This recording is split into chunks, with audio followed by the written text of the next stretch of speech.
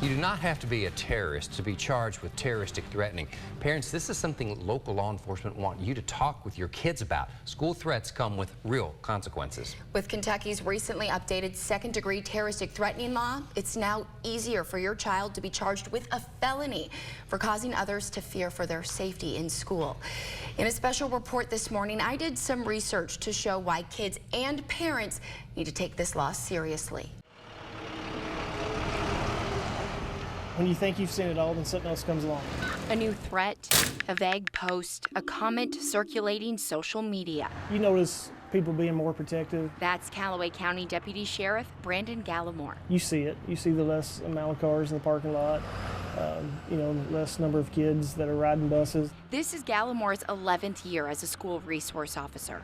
He tells me a lot has changed in a decade, including the way students make threats. Now we're seeing a lot of people posing with guns or weapons, making vague threats like, just you wait. It's enough to get your child charged with a felony. People may think, oh, you're overreacting, it's a child doing childish things. But times have changed, and the way we deal with these things have changed. What if a parent says, my child was just joking?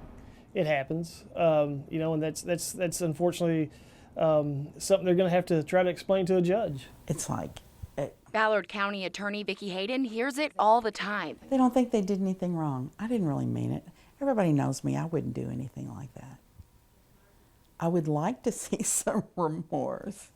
I would like to see a parent stand up and say, it was wrong what my child did, and we're going to work on this at home. Take a look. This is now part of Kentucky's second-degree terroristic threatening law. If your child says, does, or posts something causing an evacuation, cancellation, or fear, they will be charged with a felony. Parents can't sit in their home and just say it won't happen here. My child wouldn't do that. Those attitudes aren't going to work anymore. Especially in West Kentucky. 2 deadly school shootings in 20 years. First Heath High, then Marshall County. Wake up. Wake up. Your child's not perfect, and you are not a perfect parent. None of us are, but these are the kinds of things that you cannot afford to take lightly. I mean, if you were to ask Michael Carneal's parents or Gabriel Parker's parents that this was going to happen, I'd be really curious to hear what they would have to say. In the 3 months following the Marshall County High School shooting, Kentucky schools investigated 294 terroristic threats. Hayden's not sure why the numbers seem to be going up across the state, but she does know kids are not taking it seriously. What's already happened twice could happen a third time. Or a fourth or a fifth. I'm not willing to take that chance. I know our sheriff's department here is not willing.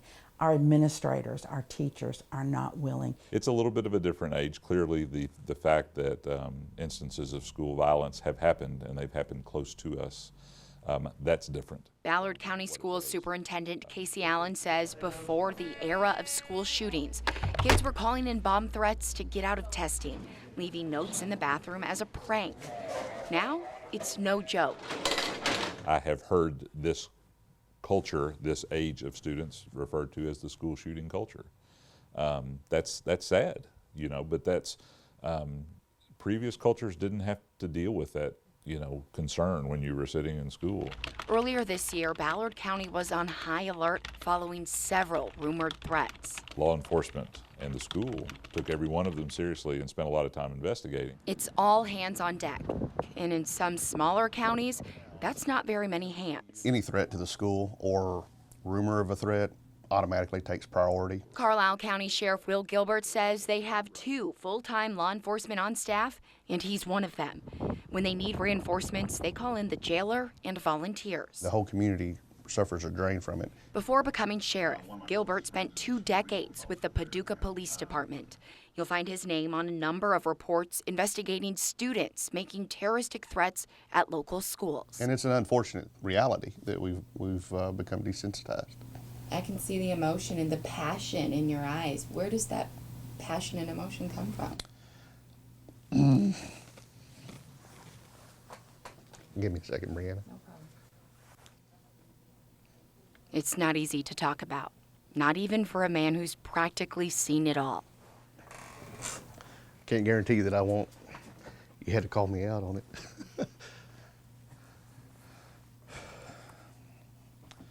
Okay, for me, I have 2 school-age children as well. And with my past connections with Heath and Marshall County, those things tend to hit home. So, and you worry about your own children as well. Fear does go up because unfortunately the community has evidence that this can happen to them. Dr. Sarah Shelton is a licensed clinical and forensic psychologist with ties to Western Kentucky. Youth are very reactive.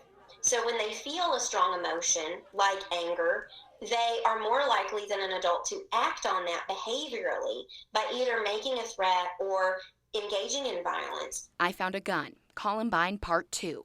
A 13-year-old said she was joking when she posted that on social media. Police charged her with a felony. Another child said he was just playing around when he threatened to shoot up his elementary school. And these fingerprints belong to a preteen, now in the hands of the FBI, after the student threatened to bring a knife and a gun to school. These are just some of the 360 terroristic threats made at local schools since August of 2017. Of those, 85 resulted in charges. If students made those threats today, Gallimore says you can bet each one of them would go in front of a judge. Whether it's legit or not, if you make that threat, unfortunately, you're going to get charged, whether it's liable or not, because that's just something you just don't do.